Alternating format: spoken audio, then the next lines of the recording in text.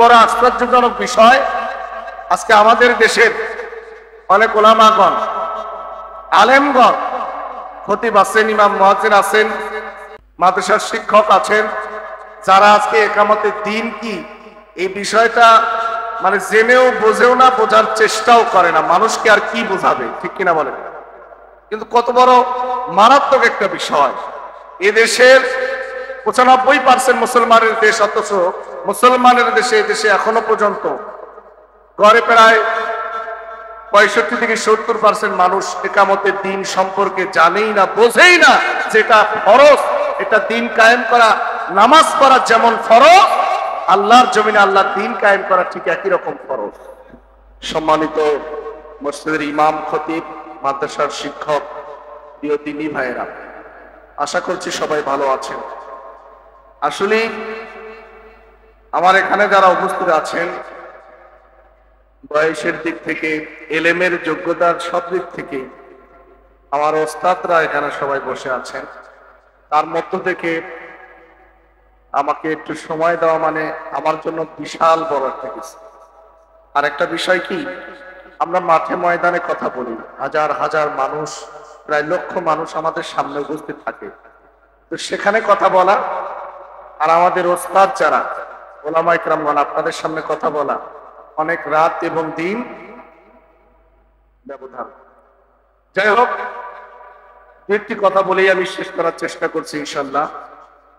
আমি যে আয়াতটি পড়েছি, আপনাদের সামনে তেলাওয়াত করেছি, সূরাতুশ শূরা 13 নম্বর আয়াত। যারা ইসলামী আন্দোলন করি, আমাদের জন্য খুবই সুপরিচিত এই আয়াতটি। আল্লাহ পাক যে দায়িত্ব, যে মিশন দিয়ে আমাদেরকে দুনিয়াতে পাঠিয়েছেন, এই মিশনটাই হচ্ছে একামতের দিন কায়েম করা, বাস্তবায়ন করা। আর একামতের দিন কায়েম করার এই কাজের সব থেকে বেশি দায়িত্বশীল, অগ্রসর ভূমিকা পালন করবে বা করছে ওলামাগণ। একামতের দিনের বিষয়ে ওলামাগণ যারা মানে যতটুকু বোঝে, যা বোঝে, তাদের মতো অন্য কেউ সাধারণ মানুষ এত বোঝে না। এই দিন শব্দের মধ্যে আল্লাহ পাক সুবহানাহু ওয়া তাআলা কয়েকটি অর্থ রেখেছেন, বেশ কিছু অর্থ এসেছে। বিচার দিবস, আনুগত্য, আত্মসমর্পণ, এরপর বিধান পদ্ধতি, আইন, রাষ্ট্র ব্যবস্থা এবং জীবনের সর্বক্ষেত্রে ওহীর জ্ঞান অনুসারে নিজেকে মহান রবের কাছে সবসময় আত্মসমর্পণ করাকে বলা হচ্ছে আল্লাহর জমিনে একামতের দিন। আর একামতের এই দিন পালন, একামতের দিন কায়েম করার এই কাজে নিয়োজিত থাকবে সব থেকে বেশি ওলামাগণ। কারণ আমরা যারা মসজিদের ইমাম, মাঠে ময়দানে যারা কথা বলি, আমাদের সামনে যত মানুষ উপস্থিত হয়, যারা আসে, অন্য কোনো সাধারণ মানুষের ডাকে, আহ্বানে কখনো এত মানুষ কি উপস্থিত হয়? উপস্থিত হয় না। আমাদের সামনে হয়। এই জন্য আমাদেরকে সব থেকে অগ্রসর বেশি ভূমিকা পালন করতে হবে। কিন্তু বড় আশ্চর্যজনক বিষয়, আজকে আমাদের দেশের অনেক ওলামাগণ, আলেমগণ, খতিব আছেন, ইমাম মুয়াজ্জিন আছেন, মাদ্রাসার শিক্ষক আছেন, যারা আজকে একামতের দিন কি এই বিষয়টা মানে জেনেও বোঝেও না, বোঝার চেষ্টাও করে না। মানুষকে আর কি বোঝাবে, ঠিক কিনা বলেন? কিন্তু কত বড় মারাত্মক একটা বিষয়। এদেশের 95% মুসলমানের দেশ, অথচ মুসলমানের দেশে এখনো পর্যন্ত গড়ে প্রায় 65 থেকে 70% মানুষ একামতের দিন সম্পর্কে জানেই না, বোঝেই না।